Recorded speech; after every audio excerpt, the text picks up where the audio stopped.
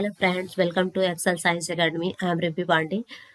ये आपका स्वास्थ्य का दूसरा पार्ट है। पहला पार्ट जो है अपलोड हो चुका है, तो आप जाके डिस्क्रिप्शन बॉक्स में लिंक दे दिया गया है। अगर आपने पहला पार्ट नहीं देखा है तो जाके पहले स्वास्थ्य का पहला पार्ट देख लीजिए, फिर आपके दूसरा पार्ट देखेंगे तो चीज़ें ज़्यादा बेहतर समझ में आएंगी।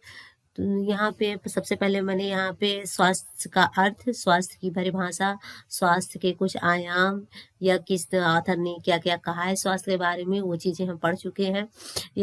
और स्वास्थ्य के लक्षण भी पढ़ चुके हैं। यहाँ पे है कि स्वास्थ्य को प्रभावित करने वाले कारक कौन कौन से हैं। पहला का वैसे तो मनुष्य जो है मनुष्य का जो आंतरिक और बाहरी पूरी दुनिया एक ही जैसी होती है। इसलिए ऐसे कहा गया है, मनुष्य का भीतरी शरीर स्वयं में एक पूरी दुनिया है जिसका संपर्क निरंतर बाहरी वातावरण से बना रहता है। दोनों का जब शरीर का आंतरिक और बाहरी दोनों में जब सामंजस्य अच्छा बनता है तभी एक स्वस्थ मनुष्य बन पाता है। फर्स्ट इसमें जो स्वास्थ्य को प्रभावित करने वाले कारक हैं वो है आपका अनुवांशिकी हेरिडिटी। कैसे ये प्रभावित कर रहा है स्वास्थ्य को? इसमें ये है स्वास्थ्य को कि जब भी बच्चा जन्म लेता है वो मदर के उम्ब से लेता है, मदर के उम्ब से वो न्यूट्रिएंट ले रहा है। तो न्यूट्रिएंट लेने के बाद उसमें डीएनए से फॉर्मेशन हो रहा है, तो सारे जीन भी उस बच्चे के अंदर आ रहे हैं। तो ऐसा कभी कभी जब आपके डॉक्टर के यहाँ दिखाने जाते हैं, कोई बीमारी आपको हो जाती है तो बोलते हैं कि ये आप में हेरिडिटी नहीं है, अनुवांशिक नहीं, आपके माता पिता में थी या आपके नाना नानी में थी। तो कुछ बीमारियां होती हैं, कुछ स्वास्थ्य में आपकी ऐसी चीजें चल रही होती हैं, जैसे डायबिटिक आपके पेरेंट थे, तो मे भी हो सकता है कि जो ग्रैंड पेरेंट हो वो में भी हो सकता है वो भी डायबिटिक हो।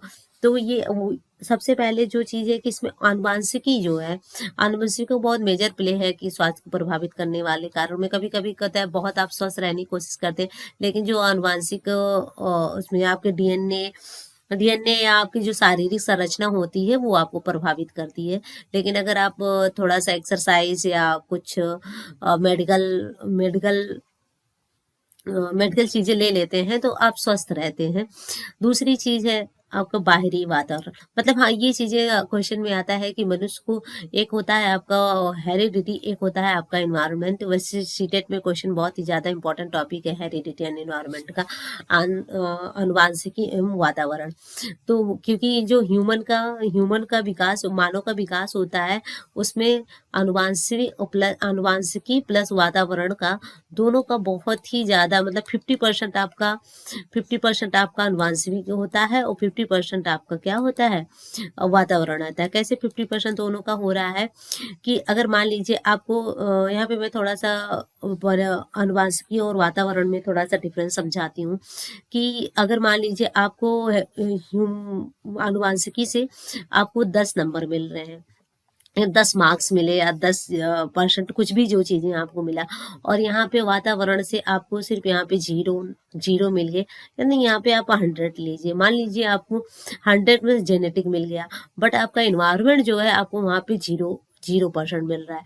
तो जब आप इसको मल्टीप्लाई करेंगे तो ये आपका क्या हो जाएगा, 0 हो जाएगा। कैसे समझ, मान लीजिए आपके पेरेंट्स, मान लीजिए कोई आपके पेरेंट्स है ISPCS है। अब वो ISPCS है, ये भी है कि उनमें जीन में बच्चे में ISPCS होने के गुण क्या है, 100% होने के चांसेस है। लेकिन क्या है कि जो इन्वायरमेंट मिले, जो उनको वातावरण मिला, वो एकदम उसके जस्ट अपोजिट मिला। कोई पढ़ने वाला माहौल नहीं, समझ लीजिए एकदम नकारात्मक प्रभाव, नकारात्मक सराउंडिंग में रह रहे थे। अब वहां से उनको वहां पे 0, तो क्या हुआ गया, मतलब 100% होने के बावजूद भी क्या हो गया, 0%। मतलब उस व्यक्ति का विकास क्या है, रुक गया, नहीं हो पाया। यही चीजें इसमें, मान लीजिए वातावरण से उसे 100% मिल रहा है, बट जेनेटिक में उसको 0 मिल गया, तो क्या हो जाएगा, ये भी 0 हो जाएगा। इसीलिए कहा गया है कि 50% योगदान किसका होता है, 50% योगदान जेनेटिक का होता है, 50% योगदान किसका होता है, वातावरण का होता है। अगर दोनों के बीच में सामंजस्य अच्छा रहता है तभी व्यक्ति का विकास क्या होता है, बहुत अच्छे तरीके से हो पाता है। नेक्स्ट है आपका सेकंड नंबर आपका है बाहरी वातावरण। बाहरी वातावरण में आपकी जो भी चीजें आपके शरीर से बाहर हो रही हैं वो क्या हो रही है, बाहरी वातावरण है। बाहरी वातावरण में पहला आपका आ रहा है भौतिक वातावरण। भौतिक वातावरण के वातावरण में आपका क्या आ रहा है कि जो भी चीज जो चारों ओर भौतिक फैलाव है हमारे, वो क्या होता है, भौतिक वातावरण। जैसे आपका क्या है भौतिक, जल है, जल है आपका, वायु है, जल है, वायु है, मौसम है, मकान है, मतलब जो भी चीजें आपकी भौतिक चीजें शामिल हैं वो सब क्या है, आपके भौतिक वातावरण है। जैविक वातावरण क्या है आपका, बायोलॉजिकल इन्वायरमेंट क्या है, जो भी हमारे चारों तरफ क्या है, जीव जंतु मरने वाले। अच्छा, ये प्रभावित कैसे कर रहे हैं हमारे भौतिक वातावरण हमारे स्वास्थ्य को। अगर जल नहीं अच्छा है तब भी आपका स्वास्थ्य नहीं, वायु नहीं अच्छी है, मौसम नहीं अच्छा है आपका, या आपके मकान के पास कूड़ा करकट है, या जो भी है साफ सफाई नहीं है, तो या क्या करेंगे, आपके स्वास्थ्य को प्रभावित करेंगे। दूसरी नेक्स्ट है जैविक वातावरण। जैविक वातावरण में क्या है आपके, जैसे कि चारों ओर जीव जंतु ज्यादा है, मक्खी मच्छर, छोटे छोटे कीटाणु, या पेड़ पौधे हैं, ये भी क्या है, जैविक वातावरण का क्या है, अंग है। अगर ये सब चीजें आपकी नहीं सही रहेंगी, या मक्खी मच्छर हमें हर जगह व्याप्त है, तो क्या करेंगे, आपके स्वास्थ्य क्या रहेगा, प्रभावित करेगा। नेक्स्ट है आपका सामाजिक वातावरण। सामाजिक वातावरण का क्या मतलब है यहाँ पे, कि जो हमारा सामाजिक परिवेश होता है उसके आसपास रहने वाले जितने जो आसपास रह रहे हैं, जिनकी संस्कृति कैसे है, परंपराएं कैसी हैं, राजनैतिक व्यवस्था क्या है, ये सब क्या आते हैं आपके सामाजिक। मान लीजिए किसी की संस्कृति, आप कैसे ऐसे कम्युनिटी में रह रहे हैं जहाँ की संस्कृति, मान लीजिए 3-4 कास्ट के लोग रह रहे हैं, कास्ट के क्या, रिलीजन के लोग रह रहे हैं, तो वहां पे क्या हो रहा है, कोई मान लीजिए क्रिश्चियन है तो क्रिसमस को अच्छे से सेलिब्रेट करेगा, हिंदू है तो क्या करेगा, दिवाली को अच्छे से सेलिब्रेट करेगा। तो इन सब में क्या है, आपको सामंजस्य बिठा के रखना। अगर सामंजस्य नहीं बैठाएंगे तो क्या करेंगे, हमारे स्वास्थ्य को ये भी क्या करेंगे, प्रभावित करेंगे। नेक्स्ट है आपको का रहने रहने रहन सहन का तरीका। रहन सहन का तरीका में क्या, कैसे कि अब रहने सहने का तरीका ये मतलब है कि आपने मान लीजिए धूम्रपान कर रहे हैं, या शराब पी रहे हैं, या ऐसा माहौल अपने इर्द गिर्द बना रखा है कि जो आपके शारीरिक रोग उत्पन्न कर रहे हैं।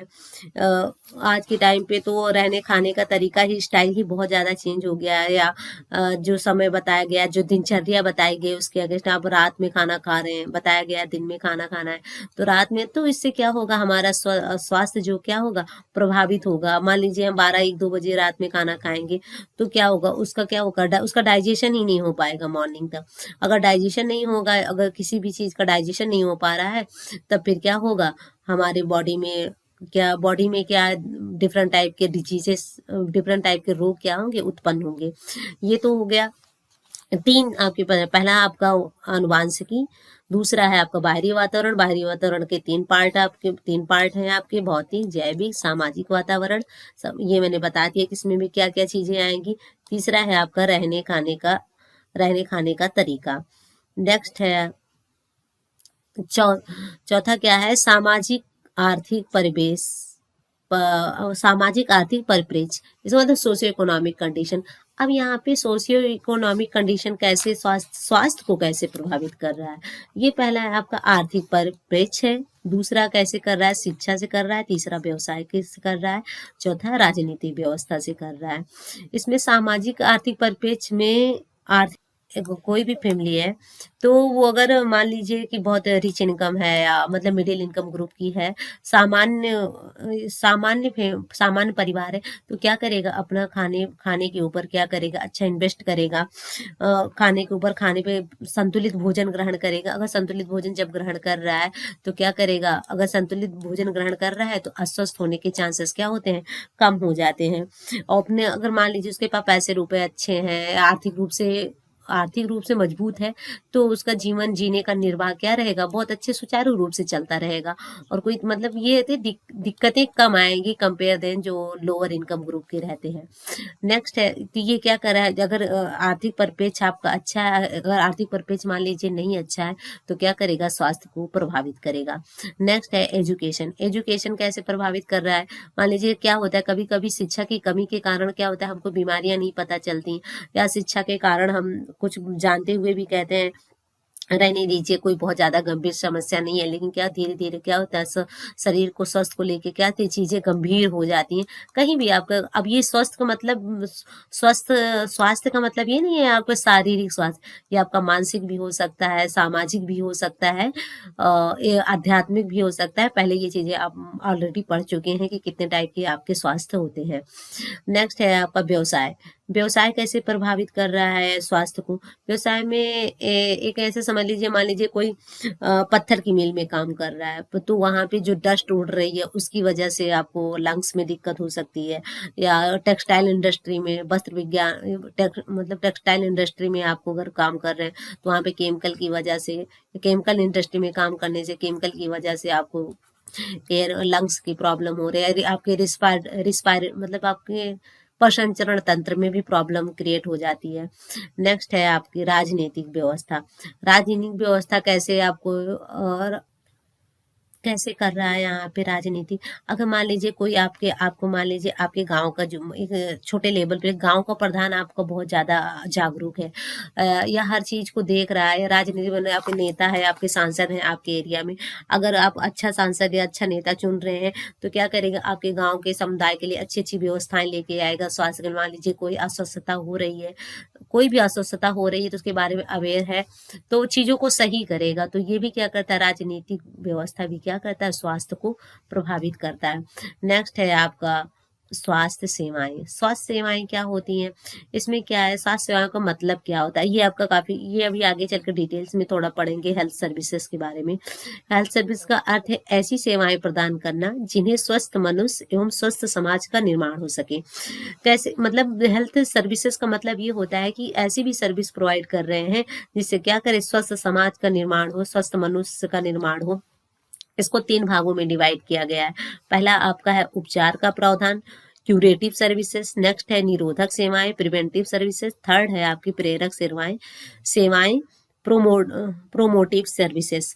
कैसे कैसे ये चीजें यहाँ पे आपको उपचार का प्रावधान इसमें उपचार की जैसे कि अब छोटी मोटी बीमारी हो रही है तो छोटे छोटे जो सेंटर बनाए गए रहते हैं उसमें जो जो सुविधाएं आपके लिए आती हैं वो आपकी क्या कह रहती है उपचार का प्रावधान मतलब कि अगर छोटी सी भी कोई दिक्कत हो रही है तो आप वहां पे जाके अपनी बीमारी बताएं और अपनी वहां से जाके क्या कर लें दवा ले सकते हैं।